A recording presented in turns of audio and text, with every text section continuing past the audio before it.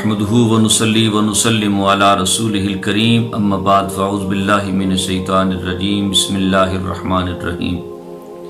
امام طبرانی نے اس حدیث کو المعجم الاوسط کے اندر لکھا ہے کہ حضور نبی کریم صلی اللہ علیہ وسلم صحابہ کے درمیان بیٹھے ہوئے تھے۔ آپ صلی اللہ علیہ وسلم نے صحابہ سے ایک سوال کیا، فرمایا صحابہ تم لوگ کیا ہو؟ عرض کیا کہا ہم مومن ہیں۔ فرمایا پھر ایمان کی نشانی کیا ہے؟ تمہارے ایمان کی نشانی کیا ہے؟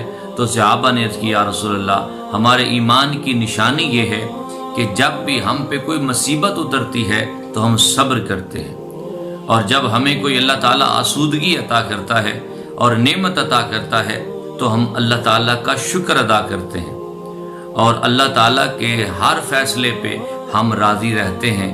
نبی کریم نے جو ہی یہ بات سنی تو آپ نے قسم اٹھائی اور آپ نے فرمایا رب کعبہ کی قسم ہے تم مومن ہو۔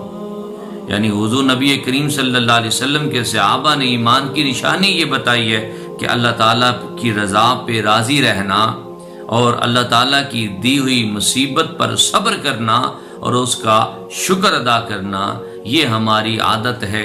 حضور نبی کریم نے یہ اس بات کی تائید فرما دی کہ یہ ایمان کی نشانی بھی ہے۔ مولا علی شیر خدا آپ فرمایا کرتے کہ لوگوں بندہ جب اللہ پہ راضی ہوتا ہے تو اس کی یہ نشانی ہے کہ وہ ہر حال میں اللہ پر راضی رہے۔ یعنی بندے کا اللہ پر راضی ہونے کی نشانی یہ ہے کہ وہ ہر حالت میں، وہ خوشی کا عالم ہو یا غمی کا عالم ہو، خوشی آئے یا غمی آئے، وہ ہر حال میں اللہ پر راضی رہنا، یہ بندے کا اللہ پر راضی رہنے کی یہ نشانی ہے۔ حضرت موسیٰ علیہ السلام نے اللہ کے حضور یہ عرض کیا ہے اللہ مجھے ایسا عمل تو بتائیں کہ میں جو ہے نا وہ ایسا عمل کروں کہ تو مجھ پر راضی ہو جائے۔ اس بات کو سننے کے بعد اللہ پاک نے فرمایا موسیٰ یہ جو عمل تو کہہ رہا ہے یہ تیری قوت برداشت سے باہر ہے۔ حضرت موسیٰ علیہ السلام نے جب یہ سنا تو سجدے میں گر گئے اور رو پڑے، تو ادھر سے آواز آئی ہے میرے موسیٰ اگر میری رضا چاہتے ہو تو میرے ہر فیصلے پہ راضی رہا کرو۔ یعنی اللہ کے ہر فیصلے پہ راضی رہنا یہ اللہ کی رضا اور اللہ تعالیٰ کی رضا حاصل کرنے کا ذریعہ ہے۔ حضرت موسیٰ علیہ السلام نے اللہ کی بارگاہ میں عرض کیا اللہ جب تو بندے پہ راضی ہو جاتا ہے تو اس کی نشانی کیا ہے؟ ہمیں کیسے پتا چلے کہ اس بندے پہ تو راضی ہے؟ تو آواز آئی ہے میرے نبی جب میں کسی بندے پہ راضی ہو جاتا ہوں تو پھر اس کی زندگی میں عبادات اور اطاعت آ جاتی ہیں، یعنی وہ میری اطاعت میں رہتا ہے اور گناہوں سے بچتا رہتا ہے۔